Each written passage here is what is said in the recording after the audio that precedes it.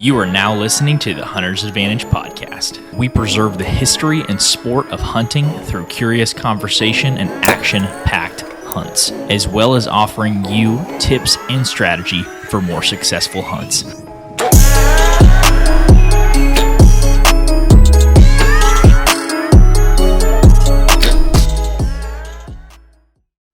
Hey guys, welcome to the Successful Seasons series for the Hunter's Advantage podcast, where the whole goal of this series is to break down the tactics and reasons that folks are consistently successful on harvesting big whitetails, whether on public land or on private. We're going to dig into some of the highlights of these folks' successful seasons, and then talk about some of the mistakes they made and how they would correct them. If you want to learn from some absolute whitetail killers from across the country, this is the series for you.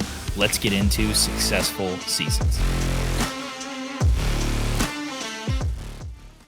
Well, hey everybody, welcome back to the Hunter's Advantage podcast. This is episode number 135.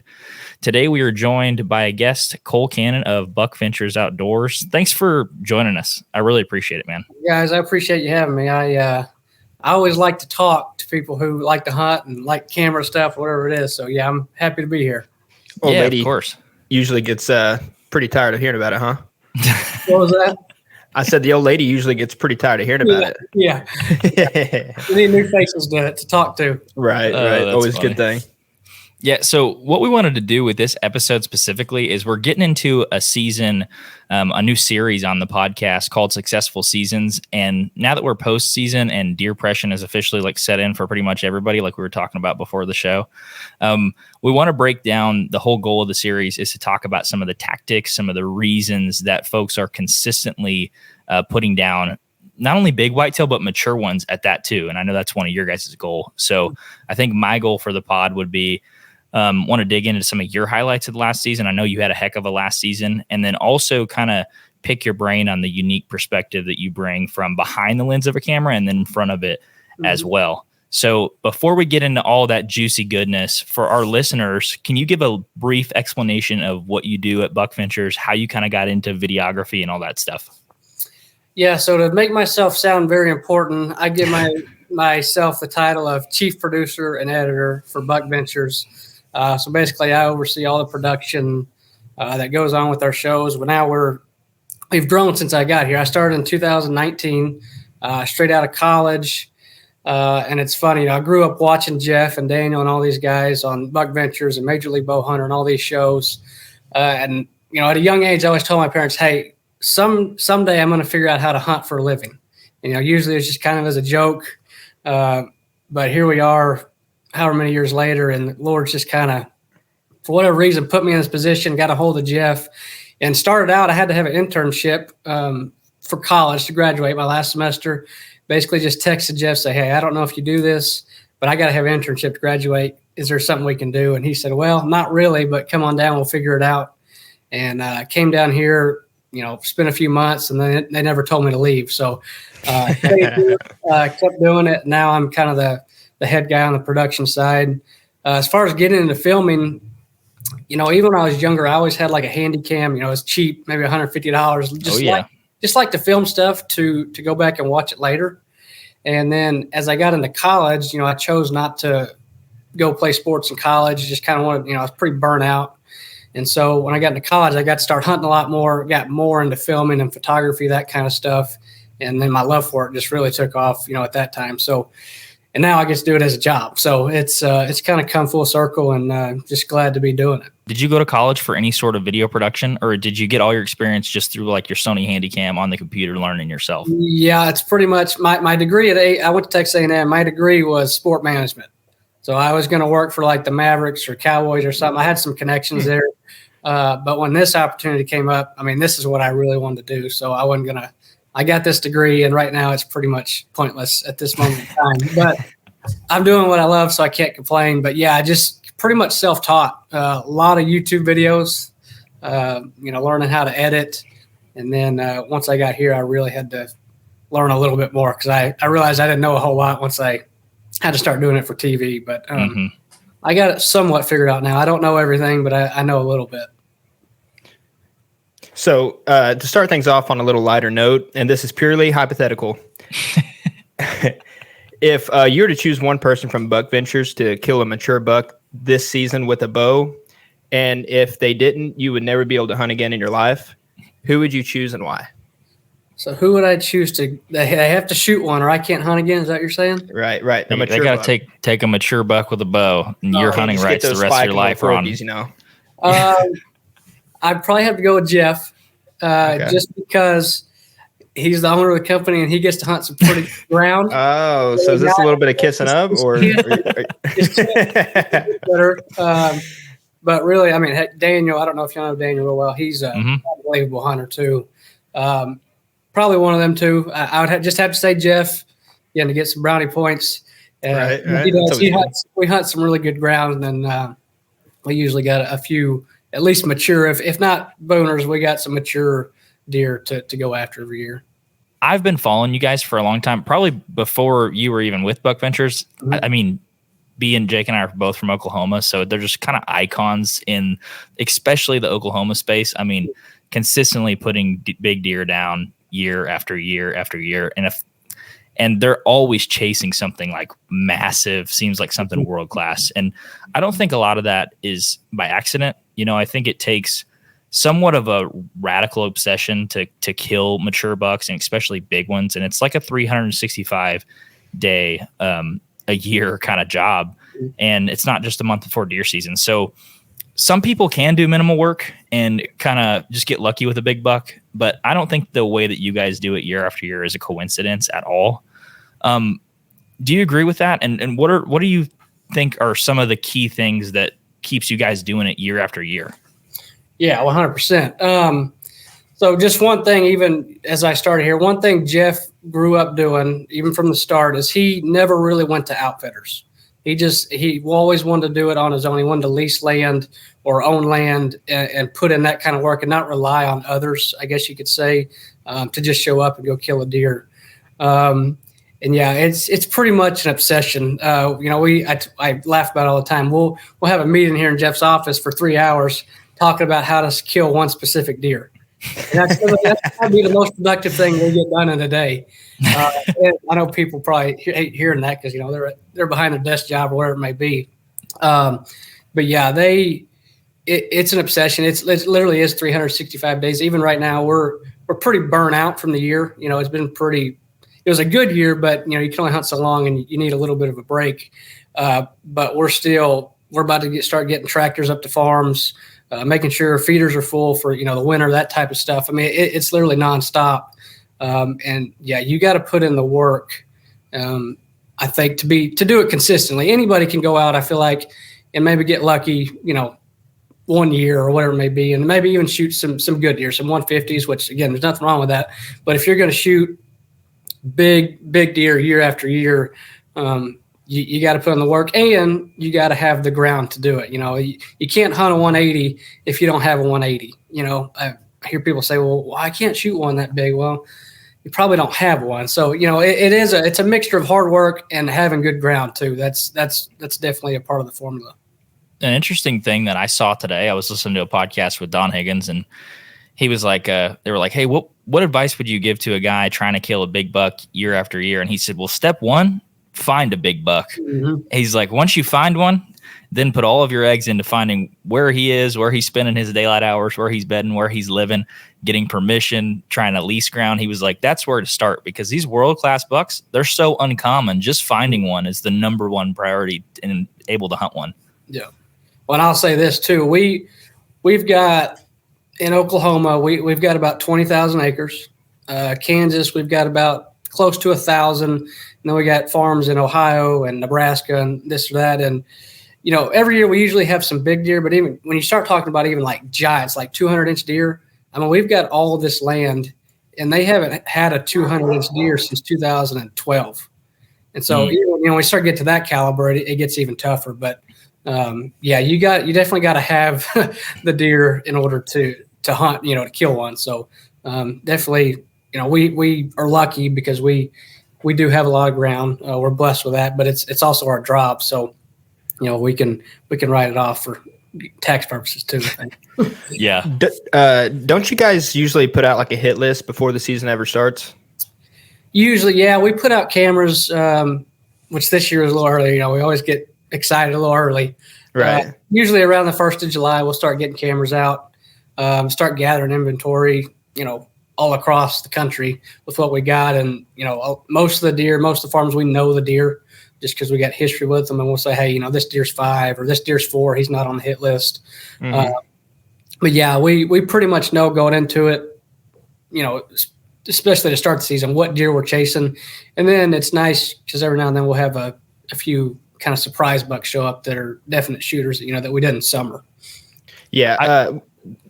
Kind of the reason I asked that question is, do you all ever struggle with like kind of to put video out and fear that the neighbors will kind of know where you all hunt, and then therefore, they watch y'all's video and they see, man, they got 5, 6 really big deer over there. And so now I'm just going to scoot closer to that fence line. Do you all ever kind of run into that? Or it's funny you ask that. We actually just had that conversation not long ago because we always, or especially Jeff, you know, I've been here 5 years now, so I say we, but his mentality going into it was he didn't want to hide anything.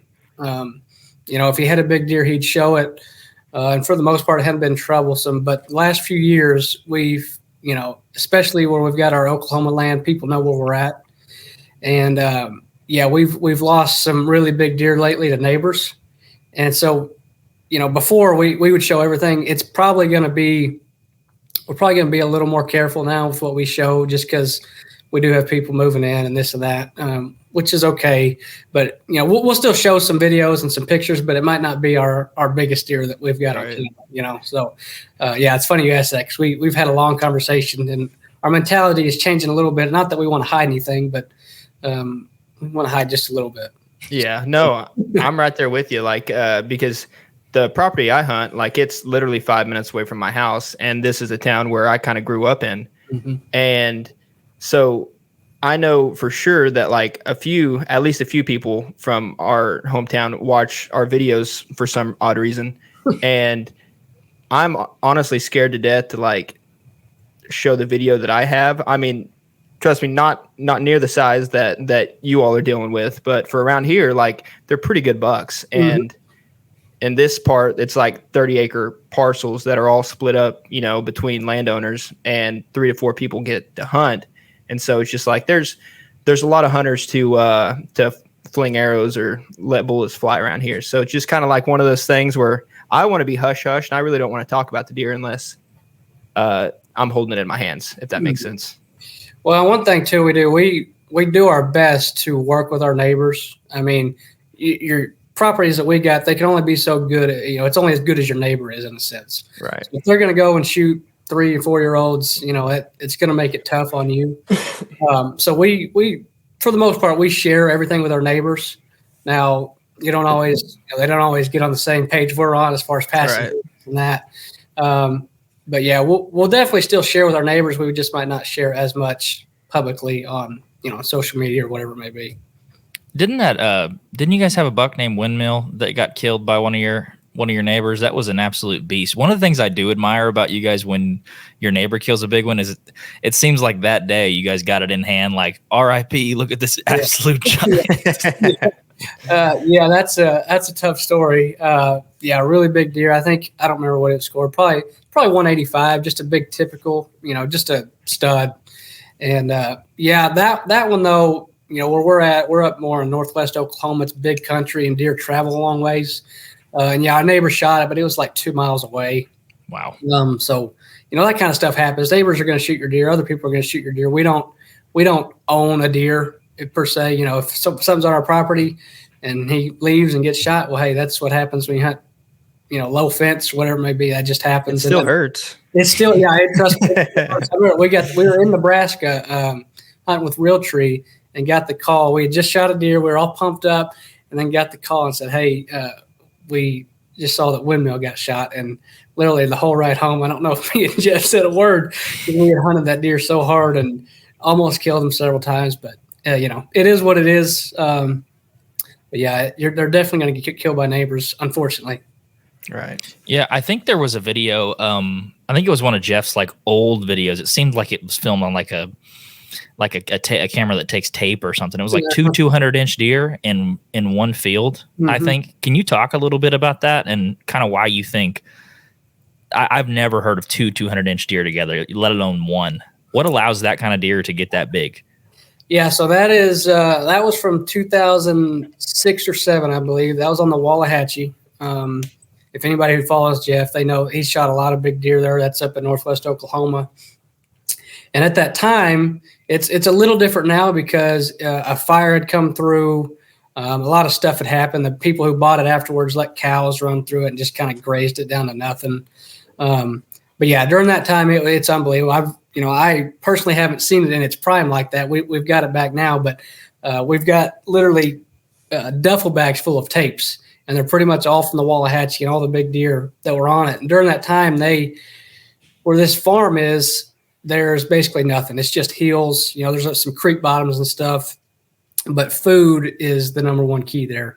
And they had an 80-acre alfalfa field, on a pivot, and there's footage of 300 deer in that field, every night, just because that's about the only real good food that they had, mixed with not going in and pressuring the property. They'd only go in certain times, really just to kill.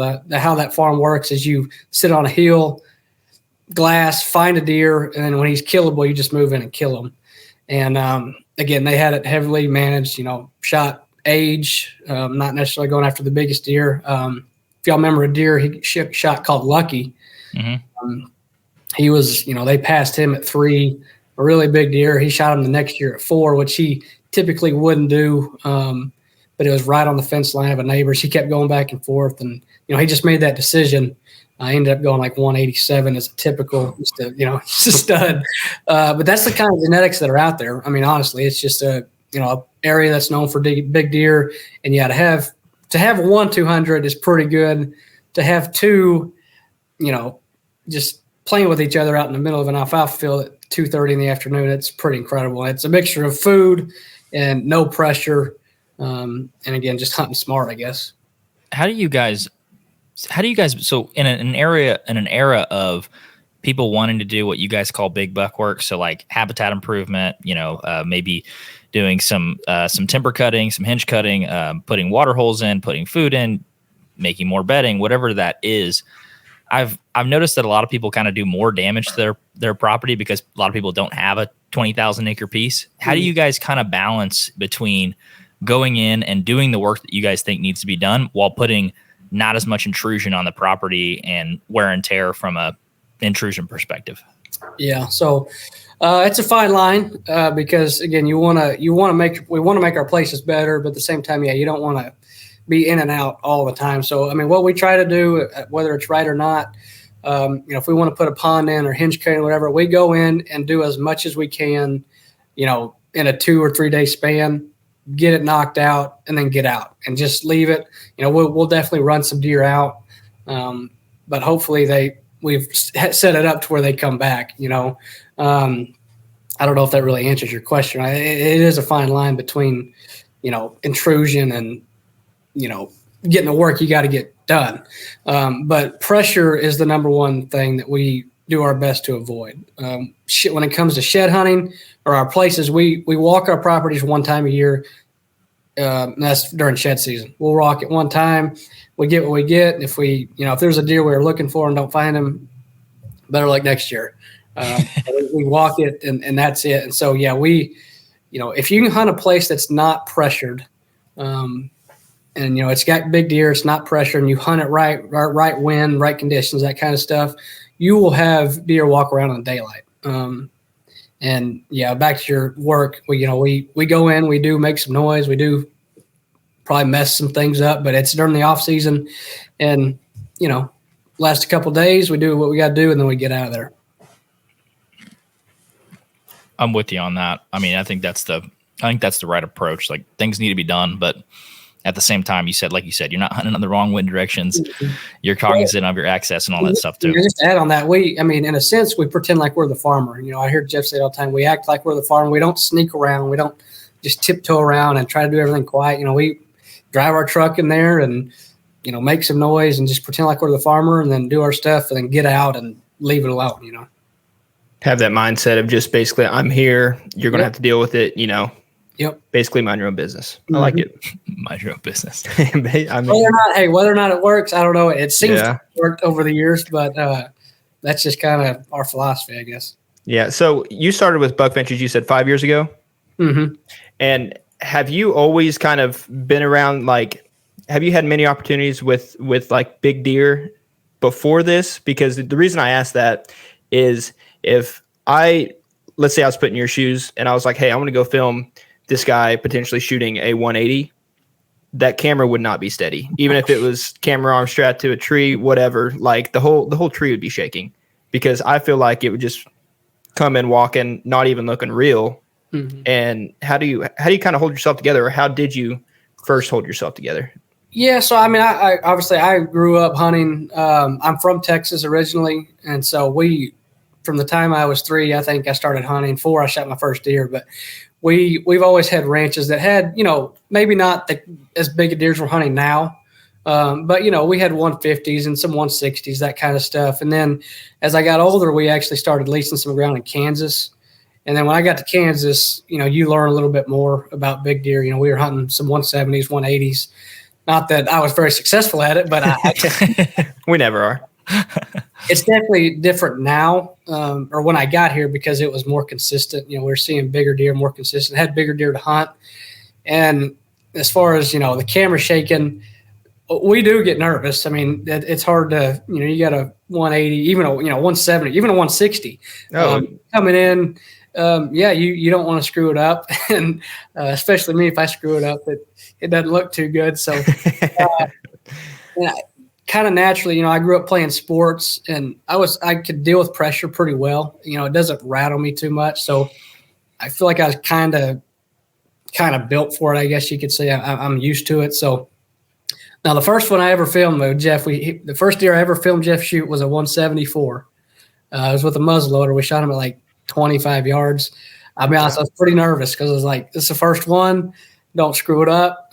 But since then, it's been, it's been all right. I've managed to keep it in until after you shoot. That's usually when it hits. Is you shoot one, and then the shakes hit for me anyway. I'd be sitting there like, did I hit record? Is it going? I mean, have you ever had that happen? I've never had it happen on a kill shot, thankfully, and hopefully it doesn't happen. I've had it happen though where I was filming just, maybe it was a deer we weren't going to shoot, but there's like some really epic footage. And I filmed the whole thing. I was like, man, this is going to be sweet. And I looked down and haven't hit it. I didn't hit it. I had that happen. I was like, dang it. But it hasn't happened yet on a deer. So that's good. If I can avoid that, I think I'll be all right. Jake, this is a guy who shoots like low 70s in golf. So that's all you need to know about like how steady he is. I understand. It's a little bit of luck every now and then. A little bit. I'm 50 strokes off luck. What do I need to do?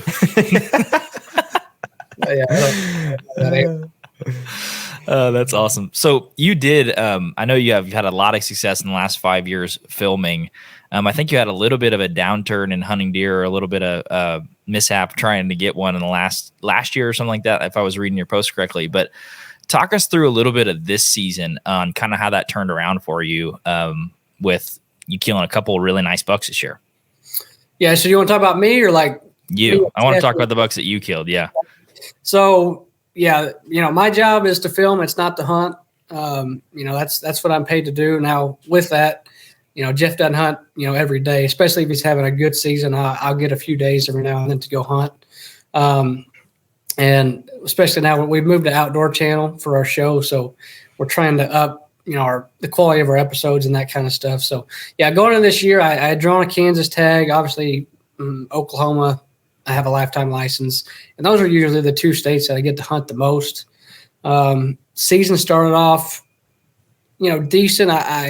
Me and Jeff first, we went to North Dakota, filmed a giant deer, didn't happen, but we came back to Kansas, and Jeff didn't really have a deer that he necessarily wanted to go after yet. We had some good deer, nothing giant kind of, and for him, if it ain't really 170 or something, he's like, he just, he shot so Good many. problem to have. Yeah, he shot so many of them. But it really turned for us. It started real slow. All of September, me and him didn't shoot anything. And then we got into October, and it was looking pretty rough. We were hunting one deer specifically for Jeff, deer named Squiggly. It wasn't happening. And then we got into muzzleloader, and this farm that we were hunting, it's got a lot of deer on it. It's got some really good deer. And it was the same farm that Squiggly was on. And the problem was, it was a deer we called Paul's buck. One of our buddies had actually shot this deer 2 years earlier with a bow and shot him shoulder, didn't kill him. And he was 4 then, I believe. So this year he would have been 6. And he was just kind of one of those bully bucks, something that, he owned that area, that he dominated that area. And Squiggly was not a confrontational deer. He didn't like just his personality. He didn't like other deer, didn't like being around other deer.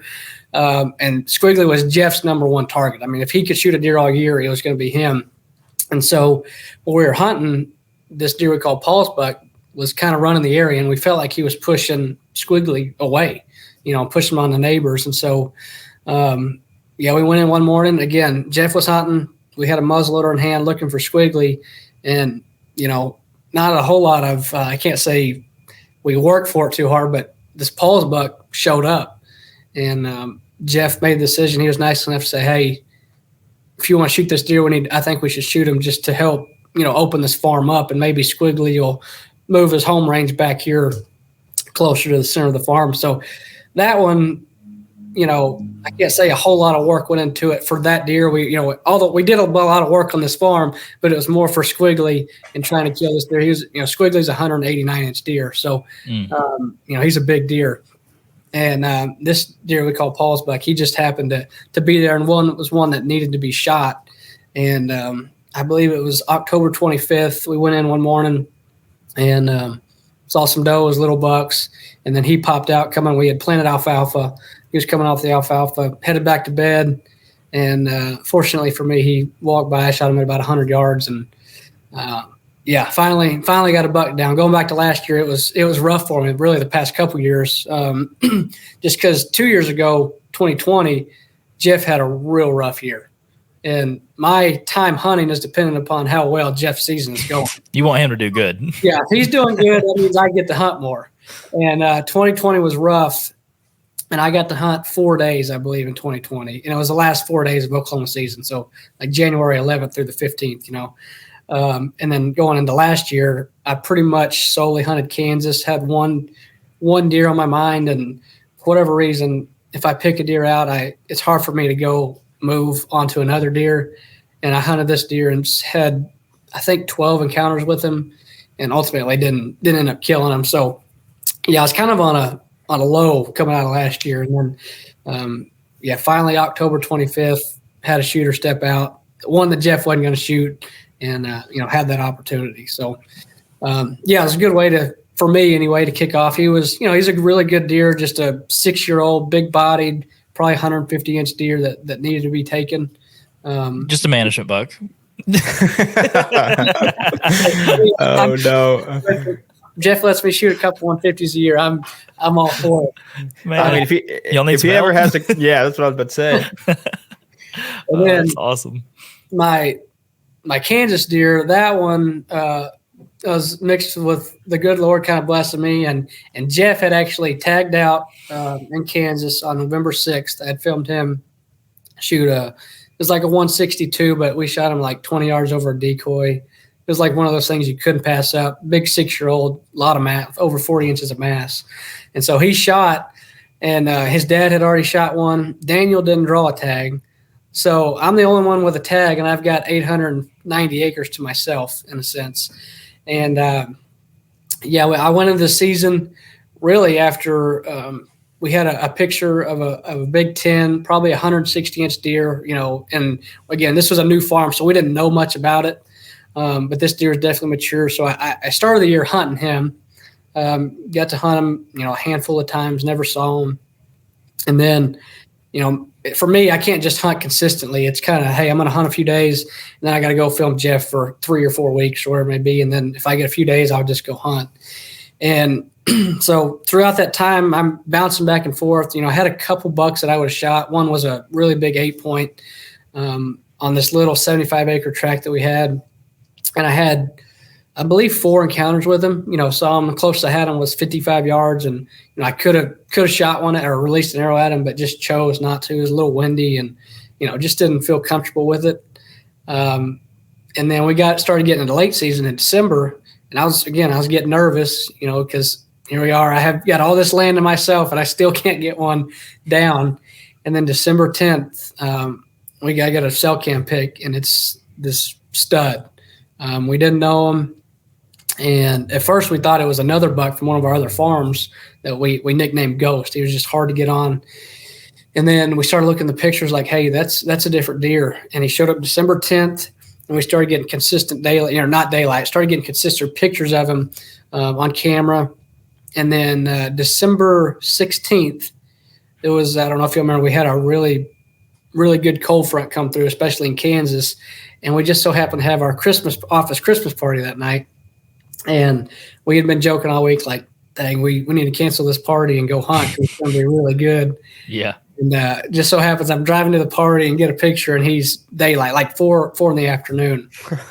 And I'm like, gosh, that's about how it goes. And so went to the party. Obviously, it was fun. We had a good time. But in the back of my mind, I was like, I got to get to Kansas. And Jeff was pretty much done hunting until we went to Iowa after Christmas.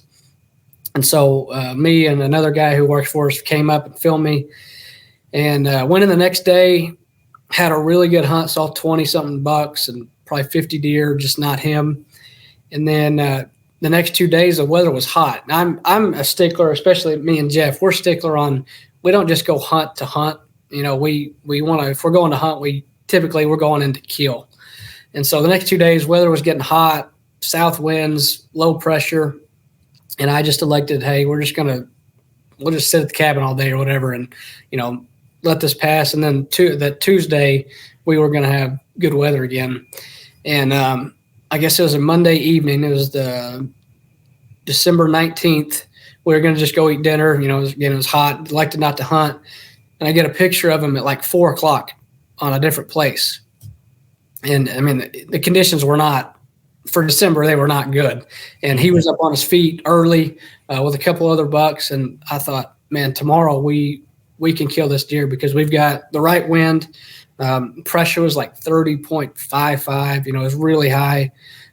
Northeast wind. We had already had a stand there. And I felt pretty confident. So we went in the next day and got in early.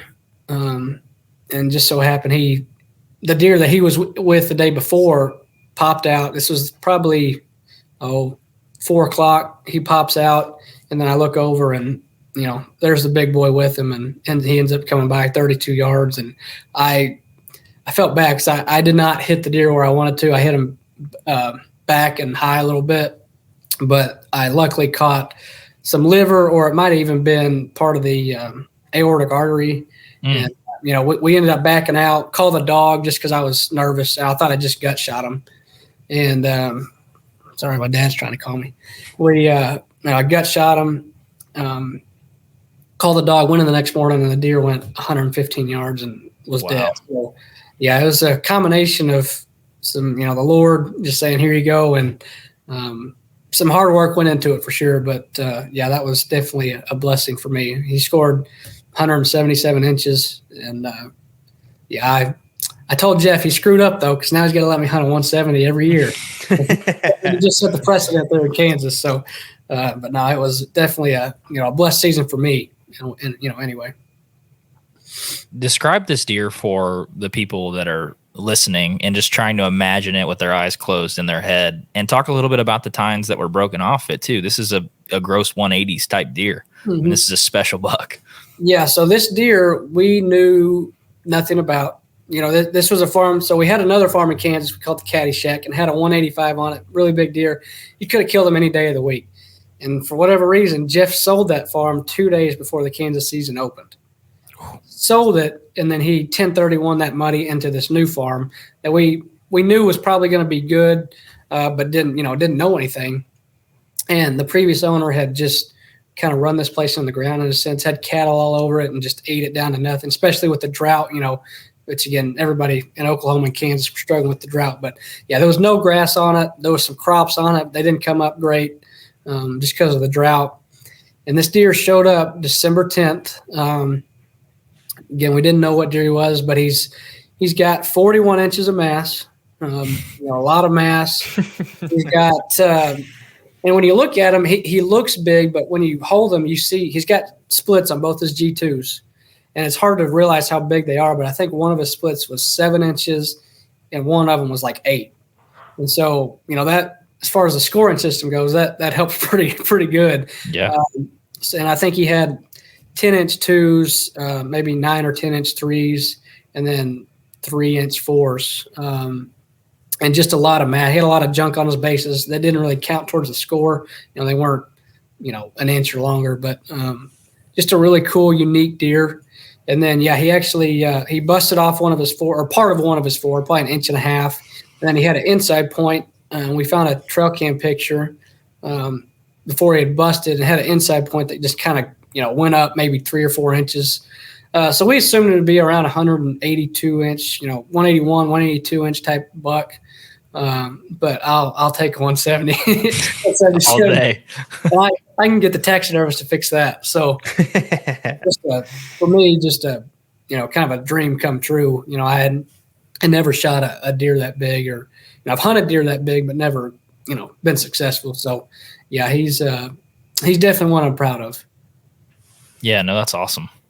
I mean, if you had to, so we talked about some of the success that BuckVentures had, talked about your success this year on a couple really good bucks. If you had to kind of to go full circle and boil all the success that you guys have had cumulatively as a group and into a single word, what would that word be? Oh gosh, that's tough. I would say, I don't know if it's really one word. It'd be two. It'd just hunt smart. I guess would be the tactic. We it's our job to hunt, and we hunt most days. But a lot of times we're not really going into kill. We're hunting kind of observation sets just to learn a little bit.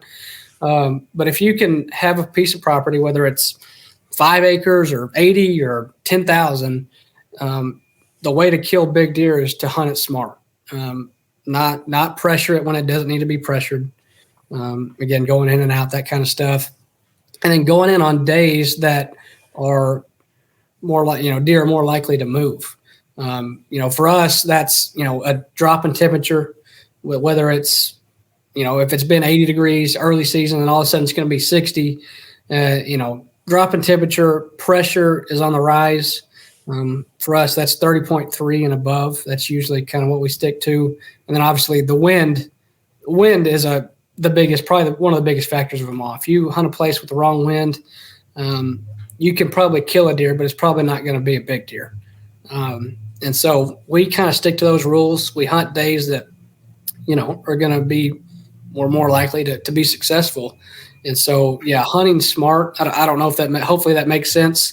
But that's kind of the philosophy we've stuck to, and it's paid off for us anyway. The Hunter's Advantage podcast is powered by Out on a Limb Manufacturing. Out on a Limb is a family-owned company based right here in Oklahoma that makes tree stands, saddle platforms, climbing sticks, and so much more. Christian, I have a quick question. What's that? What bites down harder, a hippo or an alligator?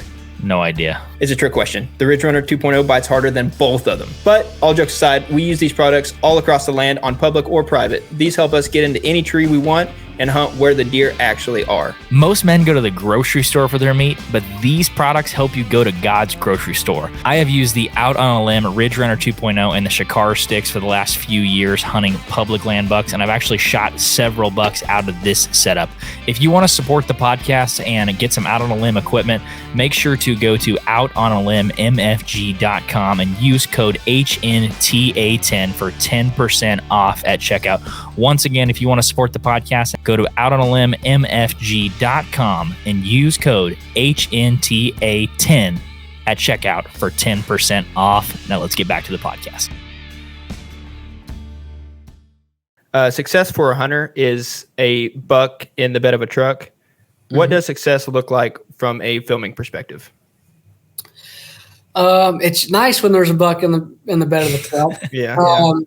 For me personally, I guess you could consider me kind of like a perfectionist. Like I like things to go exactly how they need to go. Filming wise, if you can film just for us, just from where we're at, a big buck, I guess you can start at 160 and go up. I mean, that's just kind of how we qualify. Not that, if there's 150 inch 8-point, that's a big deer. But if we can get a big mature buck, and I like high speed or slow motion, I mean, that's just, just kind of makes it epic in a sense. Mm-hmm. If I can get some good footage of a good deer, I consider that a successful hunt. If we can obviously harvest that deer, that's just kind of an added bonus, because we do have to shoot deer. That's kind of what we're paid to do. So if we don't pays the bills, if we don't do that, it doesn't work as well. But if we're in a place where we can, both of us can get by deer and harvest a big buck, that's because it's not easy. It's hard enough when it's one person hunting and it's one person's scent and the one person's playing the wind and one person moving around. But now you add two, and we run 2 or 3 cameras in a tree at a time, and it makes it tough. But when it comes together, it's pretty special. So hopefully that answer your question. From a storytelling perspective, what makes a good story from a hunt? Because I see a lot of people that are kind of coming up in the game of filming hunts. It's like, hey, I got this interview before the hunt and I got this kill shot. I'm like, that's a sick kill shot and that's an awesome interview, but that's not a story. What helps someone create a story in an era of content creation? What does a good story look like for you? Is it starting way before the hunt? Is it multiple camera angles to show the dynamics and how things are happening and keeping it interesting? Is it add layers to the story? What in your mind makes a good story of a hunt? That's a good question. So to me, it doesn't always work this way. A perfect story, if you've got history with a deer, that obviously helps. But let's just say it's a brand new deer. Maybe it's a piece of property. A full story to me is you not just show up and shoot the deer. That's a kill shot. I feel like a lot of people can go out and get a kill shot, but it's the work that goes into it. If you're able to accurately portray, the amount of time and effort and sweat that goes into, especially what we do in the summers and the off season to make our farms better. That's probably step one. Step two is definitely got to have interviews, to kind of help move the story along. Say what's going on, because it's hard to film every little thing that happens while you're deer hunting. So you got to have interviews to whatever it may be to help move that story along. And like I said, we run 2 to 3 cameras in a tree at a time. Definitely having different angles helps, especially when you're putting together an episode. It makes it more, I guess, visually pleasing to an audience guy rather than just one specific angle. And again, I really like high speed. I like slow motion. If we can do that, it just kind of adds some, I guess, dramatic effect to it. And then you got to have drama. Drama is always part of it, whether it's a neighbor who's, hunting your fence line, trying to shoot your deer, whatever it may be, or maybe you have an encounter with a deer and you shoot them high and you backtrap them or miss them.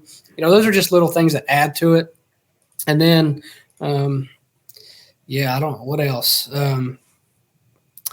Again, it's not just a kill shot. It's you got to have an in-depth, I guess, process of showing all the time and effort that went into harvesting this buck. And for us, it's like we said, it's 365. It's not just we just show up and shoot a deer. And a lot of times on TV, people might see that. They think, well, we're just going to go over here and shoot a deer every time. Well, that's not what happened. We've hunted, like this year, we hunted 63 days, I think, before we shot a deer.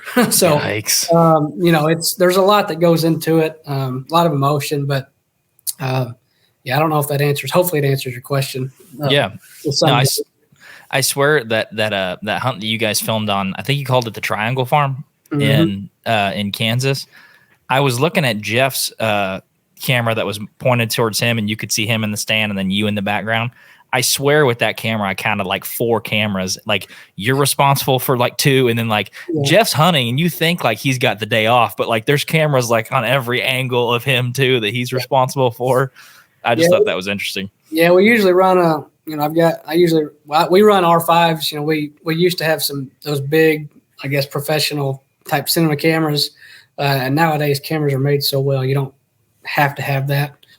So we run some mirrorless cameras. I got a main one with a big telephoto lens on it. That's kind of the main for filming wildlife. And I got an interview camera that's always on Jeff, and usually run 2 GoPros, you know, just some action cams to have different angles, you know. Yeah, no, I mean, I think that stuff is super cool. I think your videos that you create are really dynamic too. What from an editing perspective, how long does it take you guys to produce? Or you say some of the turnarounds are a week on some of these videos for the live hunt series on YouTube. How long does it take you to edit one of those? The YouTube's not real bad, especially once you've done it a time or two, because it's literally typically the day in the hunt. That's just kind of how we've decided to do it. It takes me, you know, half a day, maybe a day. If it's a really crazy hunt, you know, I might be in the office a day and finish it and have it posted the next. Now episodes for TV, there's a little more to it. There's guidelines you got to follow with certain noise levels and color grading and getting it to this person and closed caption and all that. To completely finish an episode from start to finish, probably a week, give or take. It just depends on, number one, how much footage you got, how much you got to go through. But yeah, usually it takes about 1 week to finish a TV episode. And it could be shorter, it could be longer, depending on, you know, if you're missing something, missing interviews or some B-roll that you needed, that kind of stuff. I'm going to be selfish for a second, Jake. Oh, go for it. Since I got Cole on the line here. File management. How do you go about oh my God, anyone that's filmed the hunt is fixing to get pissed off and get a good answer, I hope. How do you manage? Because that is half the battle in pulling, you know, hey, in the summer I got an awesome clip of this, me putting out corn, I'm going to put this on that. How do you manage your files? How do you do that? So we still struggle with that because since I've been here, we try to go through old stuff and get it all organized, but it's a freaking disaster trying to find old stuff since I haven't been here. And not that I say I do it perfectly, but we've got obviously we've got we got 18 terabyte hard drives that we usually can put a season on. And yeah, storing it can be tough, especially because you got to remember, hey, this happened this day. We need to use that for this story. I label it by who it was, you know, if it's going to be for Jeff's story or Daniel's or mine or whoever it may be. So it's by person, it's by state, you know, or maybe even which farm it was on. And then it's obviously by day. And usually how I do it is whenever I am about to drop footage into a certain day, I'll type the day out. And then in parentheses, I'll put if something kind of important happened or maybe even a summary of what happened. Like, hey, planted food plots on the woolly grass farm or hung 3 stands on such and such farm. And that just kind of helps me go back. And the good thing about me is I pretty much filmed it all and then I'm putting it together. So I can kind of know what I filmed and I can remember, you know, when and what happened at that time. So that does make it easier. But yeah, if you are not organized, if you don't store it or, you know, put it in the right folder, it gets unbelievably tough to go back and find, you know, 6 months down the road. Yeah. So are you done, Christy? With file management? Okay. Yeah. Well, is that not a good answer? I don't know. That was a perfect answer. Just the reason it's all by folders. I've got little summaries or, you know, it might be 3 words next to it, just to kind of refresh my brain. And I can remember, hey, we did that this day. And it's usually by state or farm or in person. Yeah, the reason I ask is because I've been editing videos. I shoot wedding videos on the weekends sometimes and stuff like that. But I was at Jake's house a few weeks back, and you know I use these 2 terabyte little Samsung SSDs for, you know, seasons or half seasons or whatever. And I took it over to Jake's PC, and he's got a 1 terabyte hard drive on his PC. And I was like, "All right, you ready to see me take 700 gigs of your PC hard drive?" He's like, "For what?" I was like, 3 hunts. I mean, it's nuts. Yeah, we run through some Like my computer's sitting on. We got 4 drives here that are 18 terabytes. So it's we eat up some storage pretty quick. So thankfully this is what we're paid to do. So we got a few extra dollars to spend on drives. Right. Heck yeah. We've got to have backups of backups. So we got drives everywhere. That's awesome. Nice. Go ahead, Jake. I'm sure you watch hunting content on YouTube, whether that be hunting, like the Hunting Public, Seek One, but for like the smaller guys who's trying to make like, or trying to grow their channel, what are some of the main issues that you see people struggling with creating an engaging video that kind of sets them apart or keeps them behind, I should say? Yeah, that's a really good question. So I don't watch a lot of Hunting Public, just to be honest with you. I'm just, not that I don't like them or like what they do. I just don't watch a lot of it. Love Seek One. And it's solely because, number one, they're doing something that's a little different than most. You know, a lot of people go out and hunt and they got places to hunt, but his is, kind of that suburban type hunting. It's a little different. And then Lee, and then they do a really good job of telling the whole story. Whether it's from getting permission from people to go, hunt their half-acre tract or whatever it may be, they document it all and do well. As far as growing, I don't even know if we figured it out yet. We're still trying to. Oh, you have. We have a video or YouTube channel, and we didn't start it long ago, but it's growing a little bit. But it's the YouTube algorithm is kind of hard to break. For me anyway. I haven't figured out like Mr. Beast or some of those people. But I mean, just create authentic stories. Don't try to be somebody you're not on camera. Like Michael Waddell, I'm sure y'all know who he is. He's a goofy, fun guy to watch. And then you put on Jeff's a little more serious. It's just kind of, be who you are, be authentic. We do our best to do that. If you're being fake, it shows pretty easy through a camera. So we, be authentic. And then, for me personally, I love film. I love, bringing everything together. So I like watching stuff that's done professionally, I guess, in a sense. It's crystal clear. They got good transitions and cuts and that kind of stuff. Now, not everybody's looking for that. Some people just like getting on and watching the raw stuff. For me personally, I like it when you can bring an entire, video together and it's just, I guess pretty in a sense. I like that. Now, not everybody may know how to do that or has the money to hire somebody to do that. I understand that.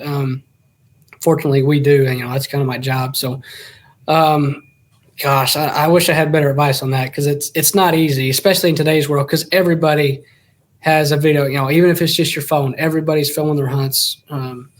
Everybody's trying to start a hunting show or start a YouTube channel with hunts, and it's hard because it gets saturated. But I would say again, the one thing that you could do is kind of to separate yourself is do something that's a little bit different. Like Seek One, he's a little bit different than your everyday TV guy because I don't know any TV shows or maybe that's just out hunting, somebody's backyard 10 feet from a trampoline and shooting one.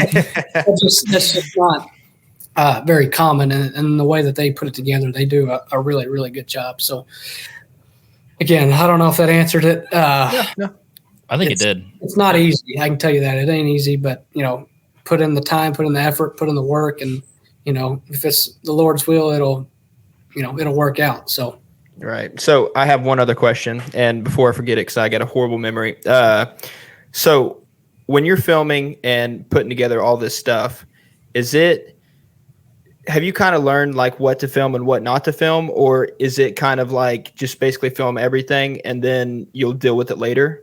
Because I mean, I know Christian edits 99% of our stuff, but for the things I have, what I've learned just from editing like a short few is that sometimes, at least for us, we get caught like, oh man, we didn't kind of do this outro on this weekend trip. So it's kind of like at a standstill. But to kind of battle that, would you just like basically film everything or just keep filming stuff until you learn that way you don't have to do as much work? Yeah, it's a tough line between filming everything and filming too much. Right. When I first started here, I was pretty much filming everything. I don't want to mess this up. I make sure we got everything, and I still pretty much film everything now. when it comes to the hunting aspect, every time we get in a tree, we do an opener, opening interview. Actually, it starts at the truck. We usually do an interview at the truck. We do an opener in the tree, and then we always do a close if possible. Sometimes it gets dark on you. It makes it hard to do. As far as filming wildlife, you can only show so many does before people are tired of Got seeing. plenty of that footage. I'll film a handful of does, and then pretty much I'm only going to film some bucks. And then as far as the hunting or the part of the story that's not really hunting related, as far as being in a tree, the work that goes into it, we do our best to film that. And then anything that's dramatic, the dramatic effect, it always helps a show. That's why people love these drama series on TV, just because there's always something a little bit, I guess, weird going on. And so whether it's a neighbor or somehow we've got 30 head of cattle on our property that shouldn't have any cattle and they're ruining the hunting, it's little things like that kind of help make a story. And so, I film quite a bit. It's, probably 90% of it's not used, but we've got it if we need it. So, there's a fine line. You definitely want to have more than not enough. Right. If you got enough, if you don't have enough, it's hard to make that up. But if you got enough, or got too much, you can narrow that down into, exactly what you need. Yeah, that's good advice. Yeah, it's pretty easy to control X. I mean, you can get rid of stuff pretty quick. You can always delete stuff. It's hard to. Not with my storage. You can't even upload it all. Yeah.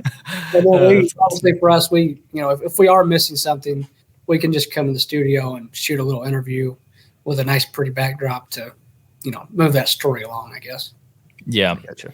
So as we kind of transition out of this, out to the end of the podcast, I want to talk a little bit about mistakes, because obviously this is a successful seasons series from the pod, but everybody's got mistakes, and I kind of want to bring it back down to earth. You guys are shooting 180-inch deer every year, or somebody seems to be on your team every year.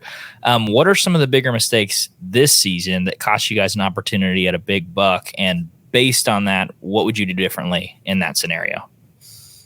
Dang, you're gonna make us look bad. That's how we close, Yeah. I'll say one thing that we've done a couple times, especially for a deer we called Squiggly, which I told you about earlier, just a real big deer. I talked about earlier, we try to hunt, when the conditions are right.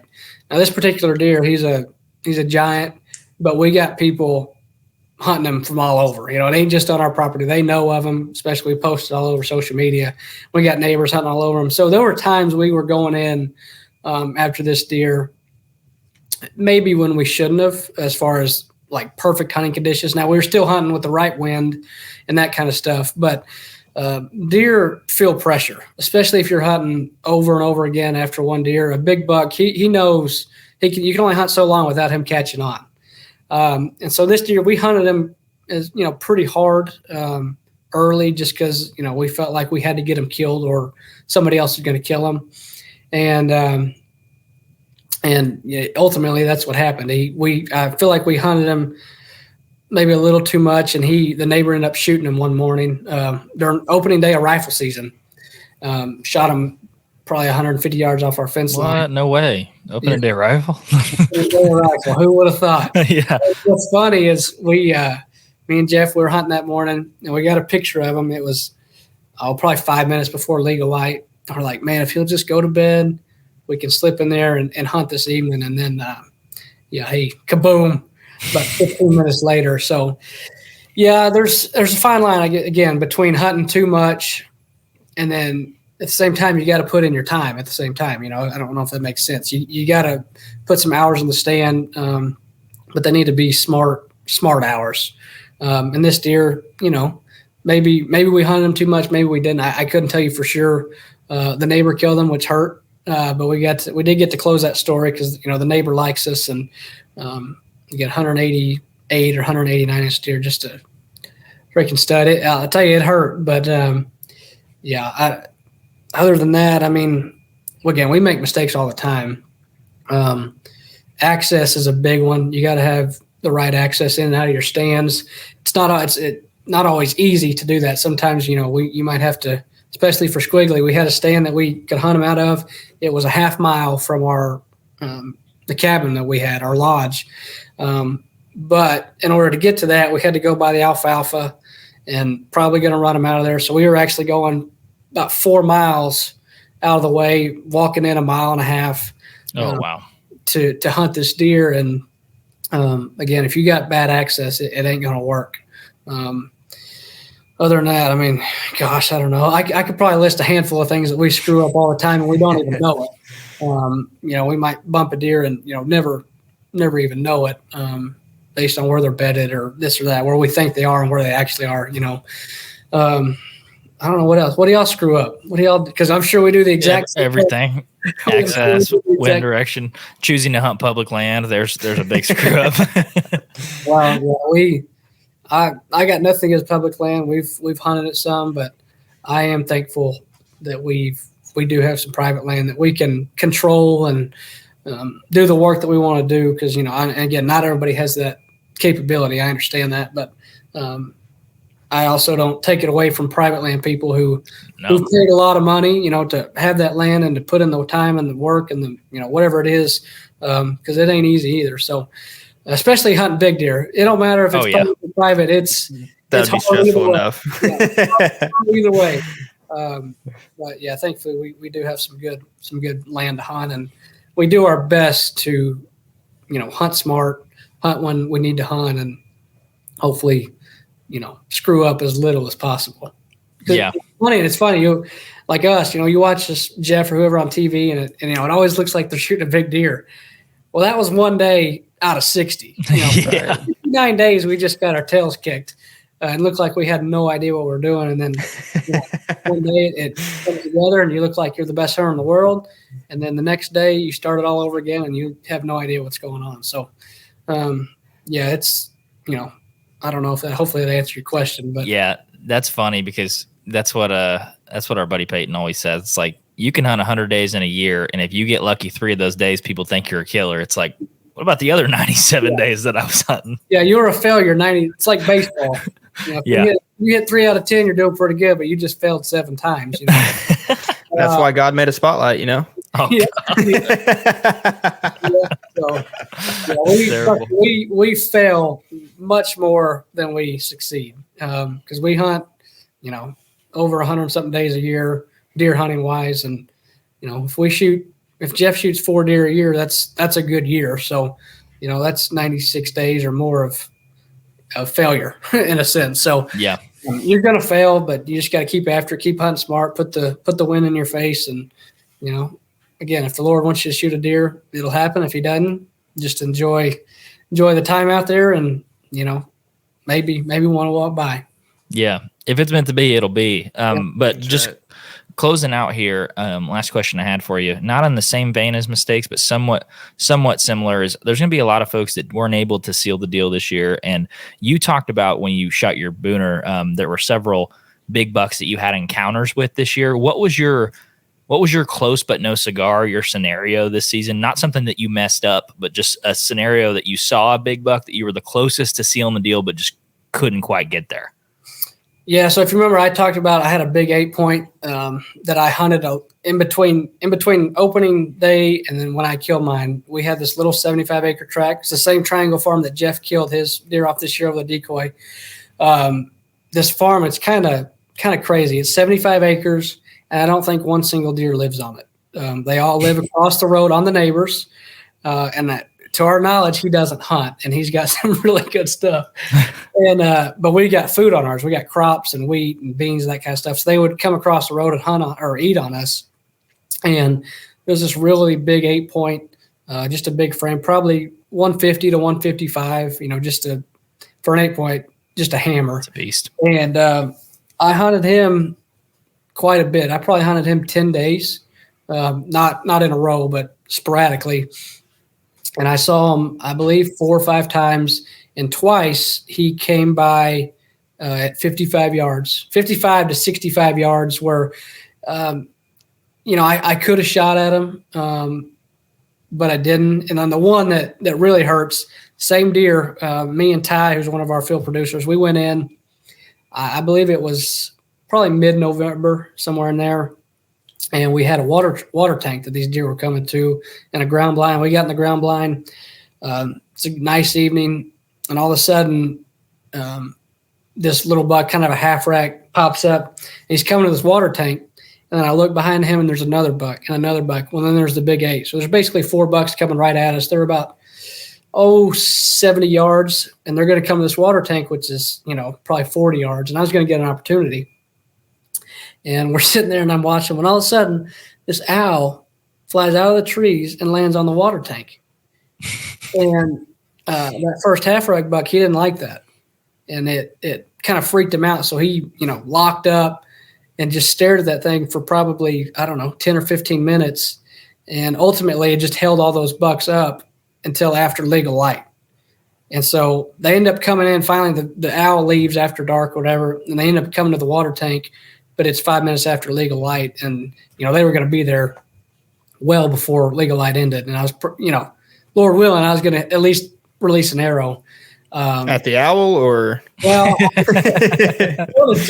what's funny is our Ty, who was filming me, he's like, man, I've never seen, I've always wanted to take a cool picture of an owl.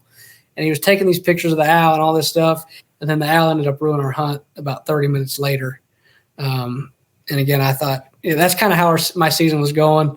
Like, we'd be close, but couldn't quite get it done. And this time, it was like he was going to walk into my lap. And Lord said, no, not today. Maybe, which it worked out for me. Yeah. So I got to shoot a bigger deer and this or that. But if you're not going to shoot a big buck every year. I mean, honestly, most people, it's not an easy thing to do, especially if you only get to hunt weekends or whatever it may be. But just enjoy it. Enjoy the process, the time you're out there, and again, hunt smart, and your odds will be as good as they can be, I guess. Yeah. Well, man, we really appreciate you coming on. It's been awesome to hear about not only your filming success, but your success with the bow. I mean, shooting a freaking swamp donkey in Kansas. But for people that are listening that haven't connected with you guys or BuckVentures, where can they do that on socials, or where can they see some of your videos? Yeah, so we obviously social media, Instagram, Facebook, Twitter. I think it's just at BuckVentures. We've got a YouTube channel. We try to keep it updated. It can get tough just because we're out doing stuff. And then we've actually got 2 shows now on national TV. We got BuckVentures on Outdoor Channel now on Thursday nights. And then we got another show called The Woodsman. So we've got a pro staff of about 300 guys, and they film for this show called The Woodsman. And it'll be on Sportsman Channel starting, I think, the end of June or July of this year. So, yeah, we'd love for y'all to tune in and watch, and send me a message and tell me what I screwed up on, what you didn't like. I can take some criticism. So, that's us. Awesome. What about your personal? Yeah, follow me on Instagram. I'm trying to get to 100,000. I'm at 3,000 right now. That's awesome. There. I think it's at _Colecan_. Obviously, Facebook is me a friend request. I'm pretty good about accepting friend requests. I like, especially if you're a hunter, I like following hunters and keeping up with people. And, it's funny because we go through the season. It looks like everybody besides us is killing big bucks because you see picture after picture after picture of big bucks. But follow me. I'd be happy to chat. Yeah, camera questions or whatever it may be, send them my way. I don't know everything, but I know a few things. So. Yeah, it sounds good. Well, we really appreciate it, man. We'll definitely have to do it again sometime. Hopefully when you shoot another Booner this year. Yeah, I told Jeff I'm looking for 190 and up.